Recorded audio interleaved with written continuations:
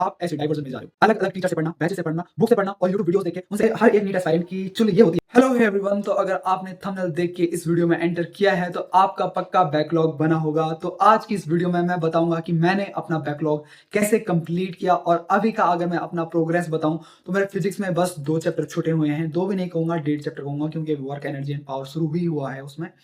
And आज की इस वीडियो में हम डिटेल पता करेंगे कि मैंने अपना बैकलॉग कैसे कंप्लीट किया और हमारा बैकलॉग बनता कैसे है, और बैकलॉग कंप्लीट करने का एक एक पॉइंट मैं आपको बताऊंगा जिससे कि आप अपना इजीली अपना बैकलॉग कंप्लीट कर पाएंगे। तो नाउ अब मैं अगर कुछ पॉइंट्स के बारे में बात करूं कि जिसकी वजह से बैकलॉग क्रिएट होता है, वो है लेक्चर टाइम पे ना अटेंड करना, लेक्चर देख लिया है तो डीवीपी टाइम पे सॉल्व न करना। तो सबसे पहले इसी प्रॉब्लम का अगर मैं सॉल्यूशन लेके आऊं तो आपको सबसे पहले अपने लेक्चर देखते वक्त अटेंटिव होके बैठना है।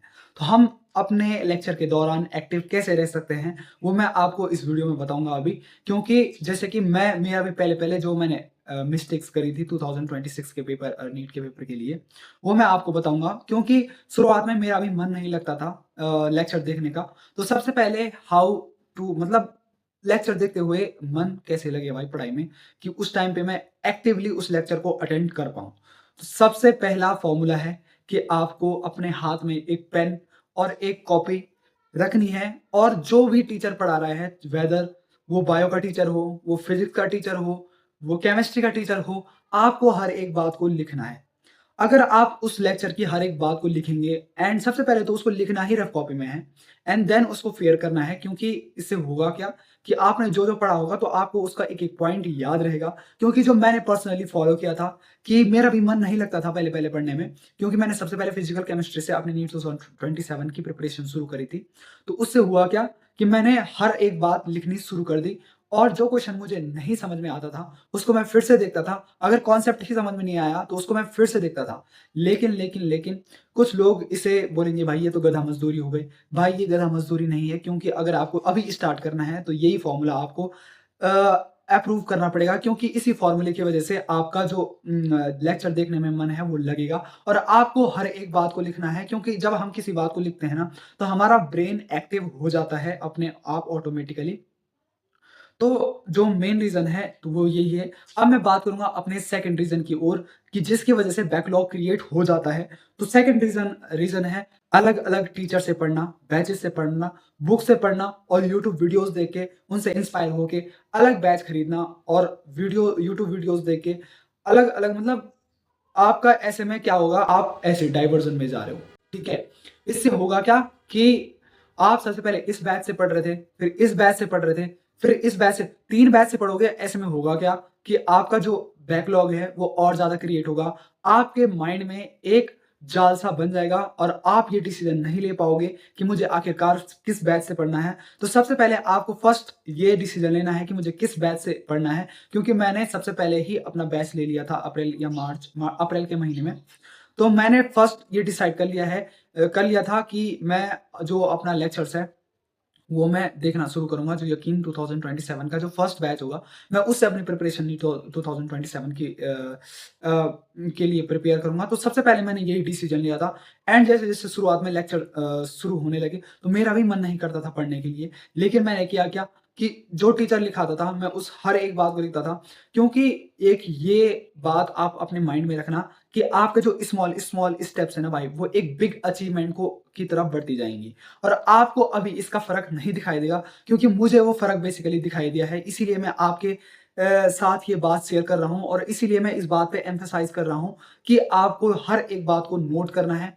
एंड अभी रही नोट्स बनाने की बात, तो उसके लिए मैं एक अलग वीडियो बना के ले आऊंगा। नाउ अब हम बात करेंगे चौथे टॉपिक के बारे में, कि आपका अब देखो धीरे धीरे लेक्चर देखने में भी मन लग गया है, और आपको अब क्या है कि आप डर रहे हो क्वेश्चन सॉल्व करने से।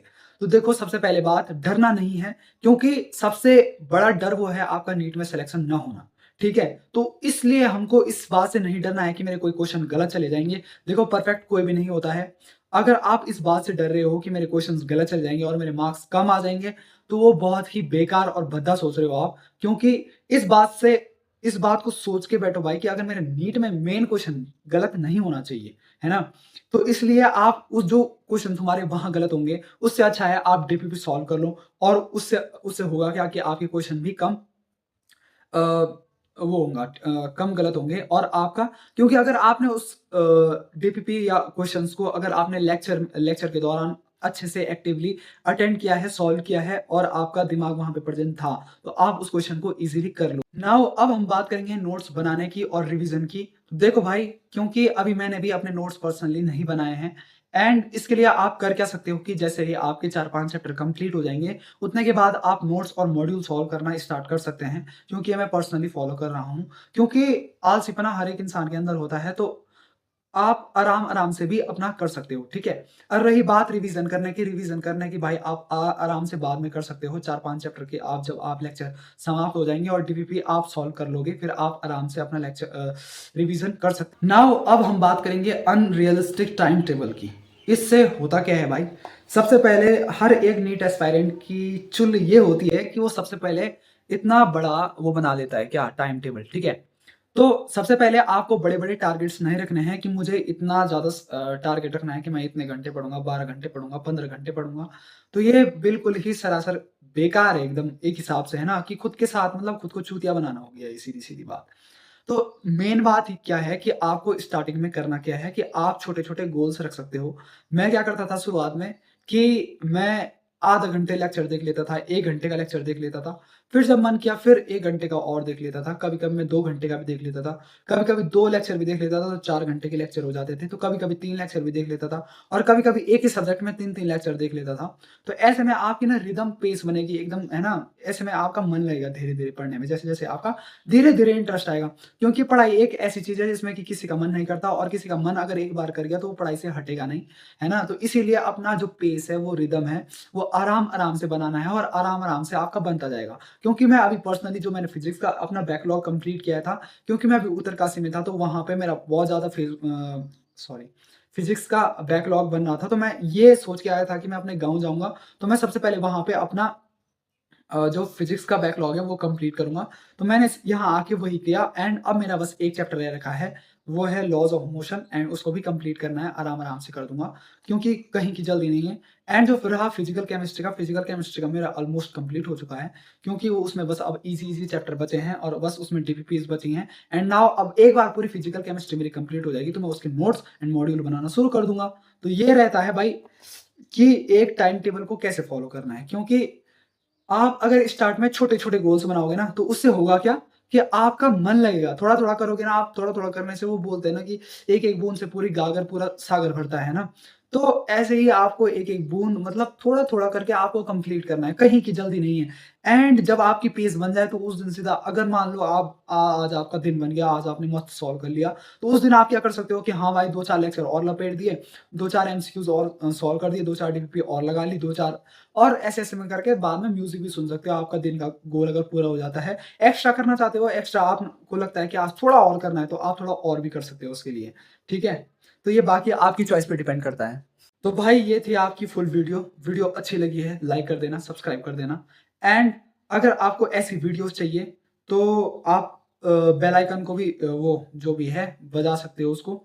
एंड मेन बात ये थी इस वीडियो में कि अपने साथ धोखा नहीं करना है, धोखाधड़ी, क्योंकि हम दूसरे के साथ तो सोच लेते हैं कि हाँ, दूसरे को बेवकूफ़ बना लेंगे, लेकिन खुद को बेवकूफ़ बनाते हुए दैट्स बिल्कुल ही इनकरेक्ट है वो, मतलब खुद को चूतिया बनाना मतलब एक खुद के साथ गद्दारी कर बैठना। तो आज की वीडियो थी यहीं तक, बाकी अच्छी लगी हो तो आप समझदार हो, बाकी बाय।